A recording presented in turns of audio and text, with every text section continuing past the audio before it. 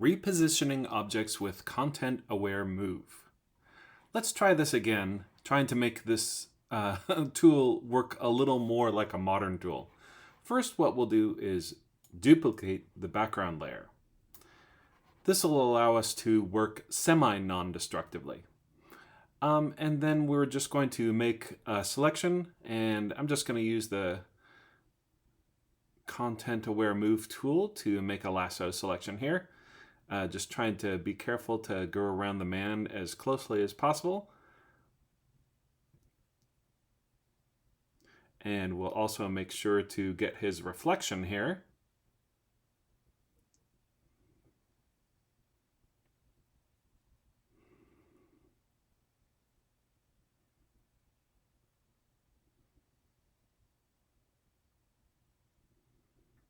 And try not to get too close, but not too far away either. It's kind of a Goldilocks problem. All right, now we have our selection made. Let's make sure we're on the copy of the background layer, and let's move the man to the right. Don't move him all the way off the picture. That would be bad. And also I'm holding shift so he's staying on the same horizon line. We just want him on the right there. Okay, and he's in place. I'll commit to this move by clicking on the check, and let's see what we have. So he's in place, and looks like it filled in the area where he was pretty good. There's a little bit of haloing around the feet, but we can fix that. Now, we could play with the structure and color. So if you take the structure down, then the object move gets more merged into the pixels.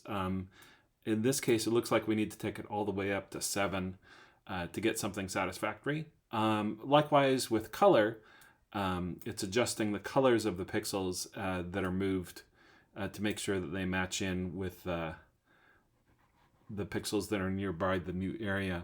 So yeah, it looks like we need to go with a high level, high number for both of those values. Okay, so this looks pretty good. But this selection is kind of distracting us, so who knows if it's actually good. We could go to View and turn off the selection edges. And it actually looks all right. There's a little fringing that we could take care of. So let's do that. I'm going to go to View and select an edges. And then we'll deselect. Now what we can do to remove some of these halos here is we're just going to create a mask. Make sure you have the selection deselected. And so on the background copy, we'll just create a mask, and it comes in as white. And we will paint with black. And when you set your brush, probably want to use a very soft brush, so that we'll get the nice blending of pixels there. And definitely zoom in, and we'll just mask away, drawing on the mask with black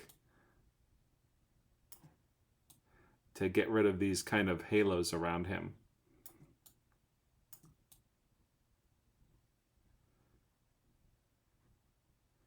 And you can just go kind of slowly and blend the pixels. That's why we're using a soft brush. So that if we accidentally go into where the man is, it's not going to completely erase him, which we don't want. We just want the pixels kind of blended.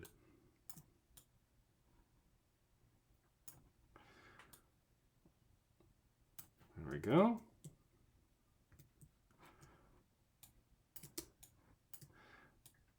And it looks like initially when I made my selection, I was a little too close to his face, so we got some weird little distortion there. That's not too terrible. And around the backpack. So essentially we're bringing back the original pixels of the image in that area.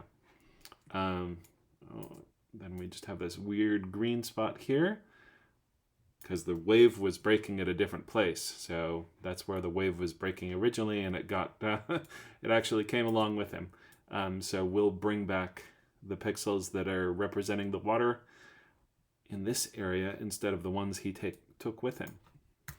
All right, so that's looking pretty good.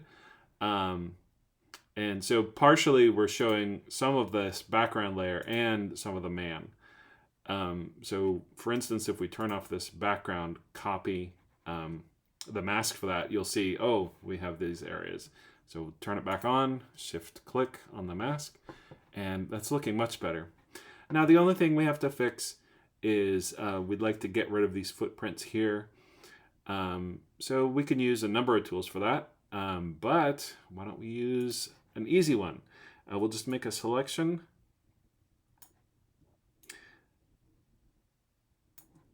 And let's do a content-aware fill. Alrighty, and that's looking okay. And since we're working destructively, we'll just do this on the current layer. All right, so the man has moved, his footprints are gone, and the image is complete.